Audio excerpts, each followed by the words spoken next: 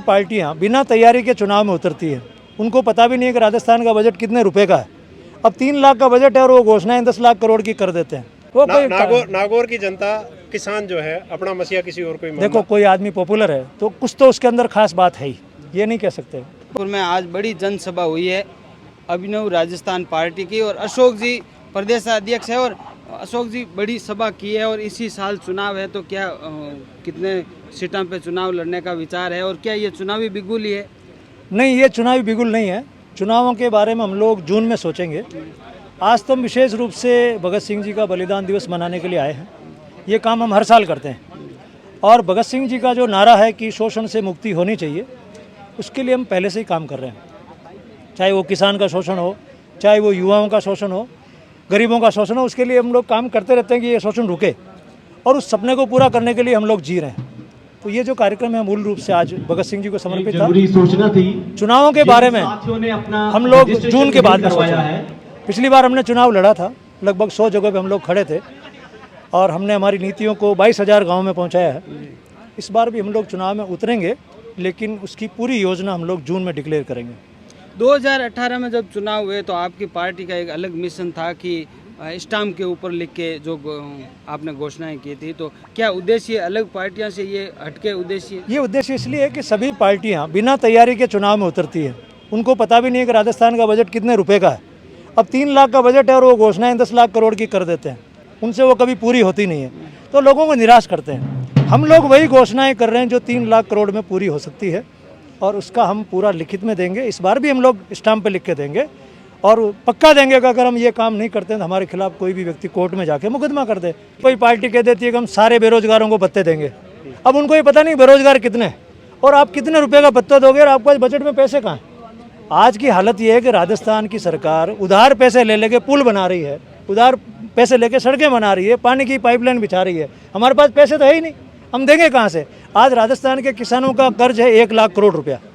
आप सोचें, 3 लाख करोड़ का तो हमारा बजट ही है, और उसमें से हमको तनख्वाह देनी है, पहले से जो उधार ले रखा है उसका ब्याज देना है। आप 1 लाख करोड़ कैसे माफ़ कर दोगे? अब मैं बोल दूंगा फिर मैं हैं करके खड़ा हो जाऊंगा। तो हम लोग अभिनव राजस्थान पार्टी के लोग ऐसा कभी नहीं कर सकते। हम ये कह रहे हैं, हम तो थूक के नहीं चाट सकते, हम बात वही कहेंगे जो हो सकती है। और पार्टी के प्रमुख एजेंडा क्या है? हमारी पार्टी के 3 एजेंडे हैं। पहली बात, राजस्थान के किसी भी दफ्तर में कोई सामान्य नागरिक जाता है, उसका मान सम्मान होना चाहिए और उसका काम तुरंत होना चाहिए। अगर ये नहीं होता है तो ये लोकतंत्र है ही नहीं, ये ढोंग तंत्र है जिससे हमको मूर्ख बनाया जा रहा है। जब लोक का तंत्र ही नहीं है, जब मेरा कोई काम नहीं हो रहा, मेरी कोई इज्जत नहीं है, किस प्रकार का तंत्र है?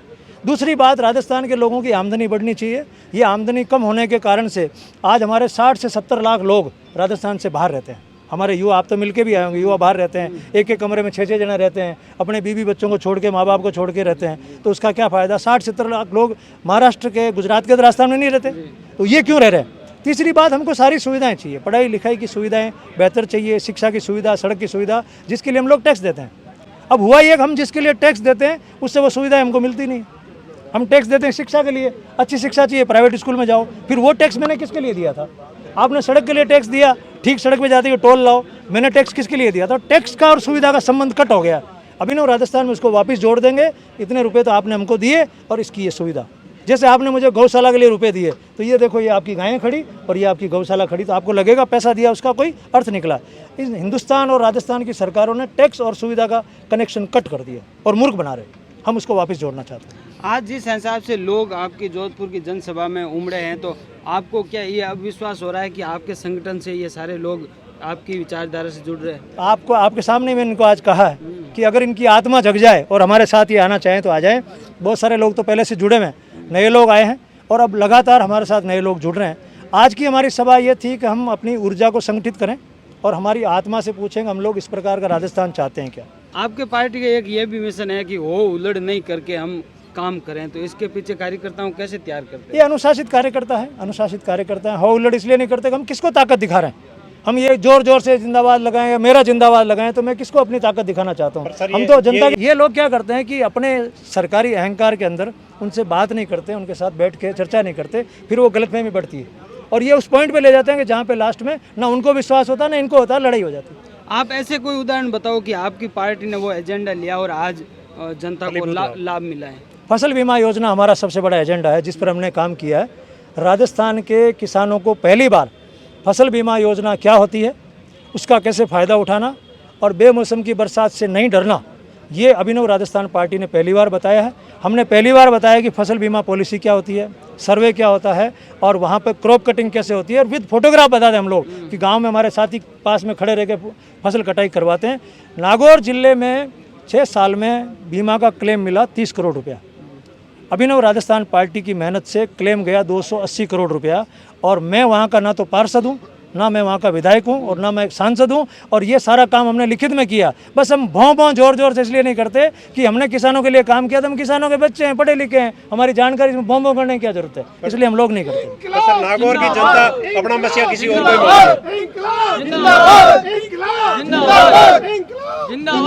वो कोई नागौर की जनता किसान जो है अपना मसीहा किसी और को ही देखो, कोई आदमी पॉपुलर है तो कुछ तो उसके अंदर खास बात है ही, ये नहीं कह सकते।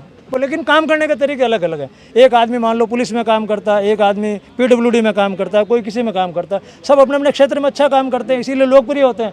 आज हम लोग अपना काम कर रहे हैं, वो लोग अपना काम कर रहे हैं, उनकी लोकप्रियता अलग ढंग की है, हमारी लोकप्रियता अलग ढंग की है। 5 भाई भी होते हैं, एक नेचर के नहीं होते। एक भाई होता है जो थोड़ा शालीन स्वभाव से बात करता है, एक उग्र स्वभाव से बात करता है, और लोगों को सारे ही भाई पसंद आते हैं, ऐसा नहीं। तो ये 2023 की पूरी तैयारी कह सकते हैं अभिनव पार्टी की। देखिए, चुनाव हमने पिछला लड़ रखा था, हमें पता है चुनाव कैसे जीते जाते हैं और कैसे चुनाव में तैयारी की जाती है। हम लोगों को पुराना अनुभव है और हमारे खूब 100 कैंडिडेट खड़े हुए तो कोई कम बात नहीं होती।